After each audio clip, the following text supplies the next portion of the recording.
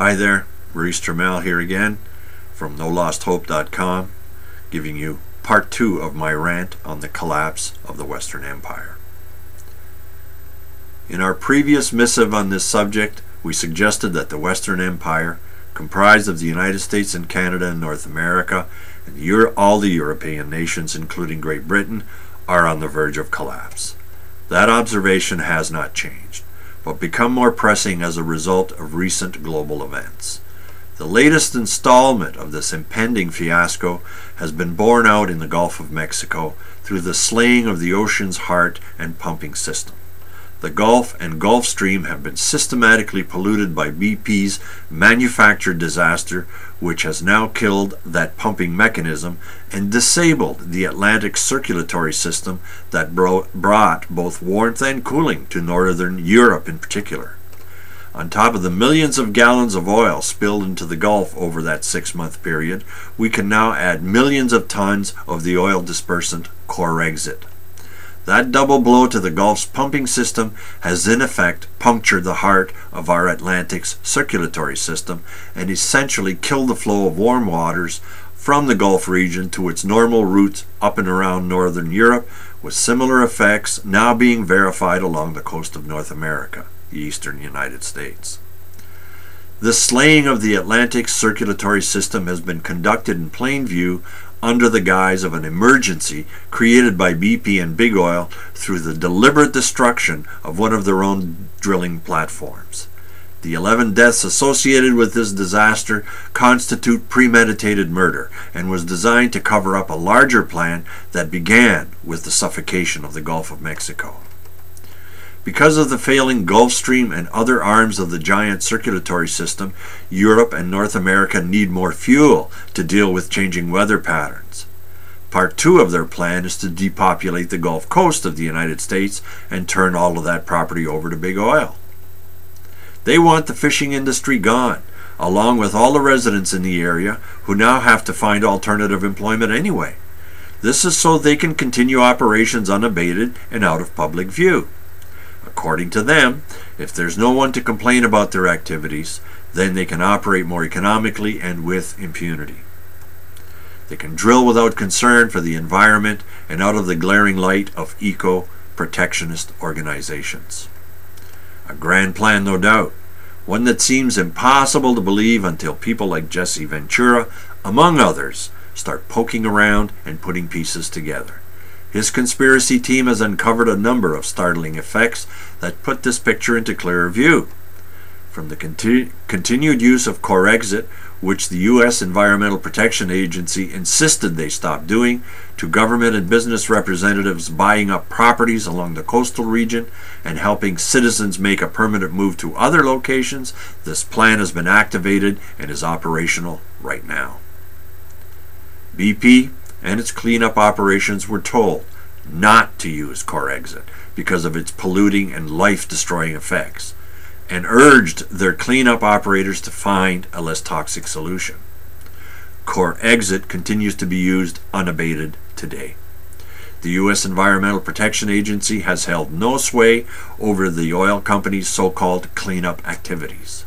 For Big Oil, the fishery has been nothing but a nuisance, along with all of those complaining residents who are now getting sick on Corexit's effects. I am just reporting what I've been reading and observing as information on this subject comes to light. The above-mentioned strategies attributed to Big Oil have long been in place and are now fully operational. There are agents in the Gulf Coast area buying up properties and moving residents out. Those that resist will likely suffer the irreversible effects of Corexit poisoning and die at a young age. This seems to fit well with the overall plan. Katrina gave Big Oil a head start in the region by removing over 250,000 residents from New Orleans and surrounding areas. Big Oil wants an unassailable drilling operation to operate out of the public view so they can cut their costs by using minimally safe methods to extract their oil.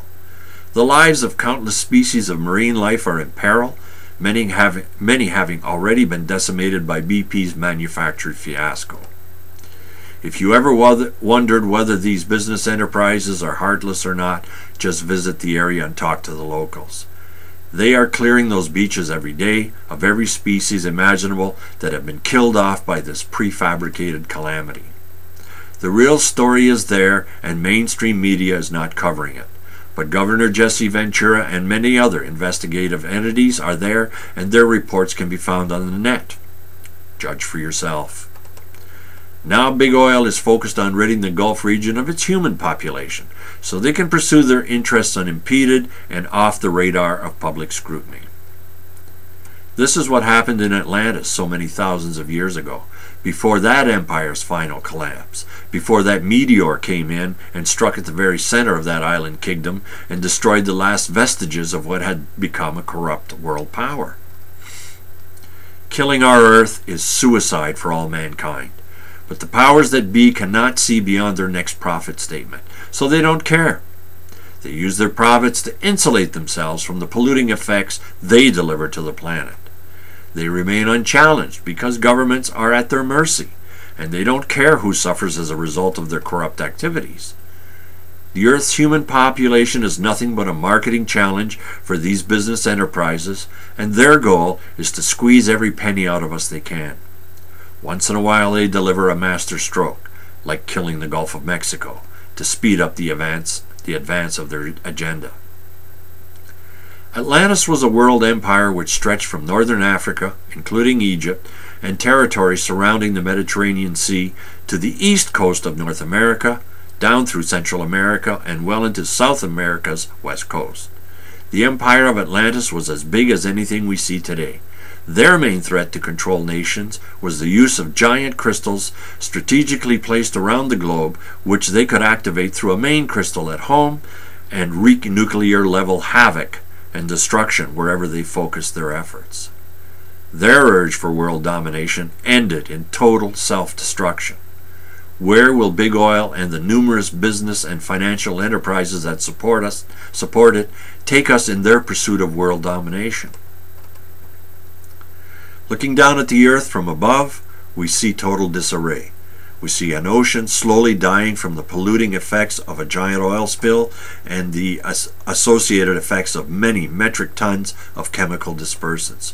We see the death of the warm water pumping station in the Gulf of Mexico and the complete atrophy of what was known as the Gulf Stream, which it gave life to.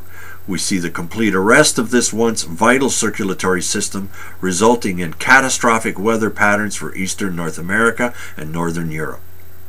This death knell for the Gulf of Mexico and the Atlantic circulatory system can be clearly seen from satellite images. Just Google it, check it out on the net. These too are available on the net, and there is no longer an operational Gulf Stream as of this writing.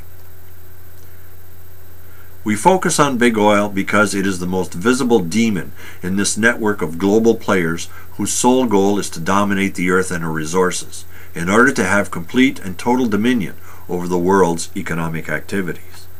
You and I, my dear friends, are being abused by conglomerates such as BP and Halliburton, the latter who is deeply involved in the Gulf of Mexico cover-up. They and their kin are turning the screws on all of us, and we are too naive to consider their outlandish agenda. Fortunately, the Internet, along with WikiLeaks, has provided us with ample information that, when pulled together, reveals their maniacal agenda. They simply count on us not paying attention while they feed pablum to the mainstream media to keep us all distracted. If you want the truth, you have to become engaged and pursue your own quest for what is really going on and how it is about to affect you. Or you can remain pacified with the latest video game released, the latest and completely meaningless reality show, the Academy Awards, or whatever keeps you from being actively engaged in your life. These companies make all kinds of money off of our various addictions, and we participate by ingesting their latest highly stylized offerings. As Mulder on the X-Files used to say, the truth is out there. Get off your ass and look for it. Or stay asleep, as these great big companies would prefer you to do. If you do choose to wake up, then let me assure you that now is the time.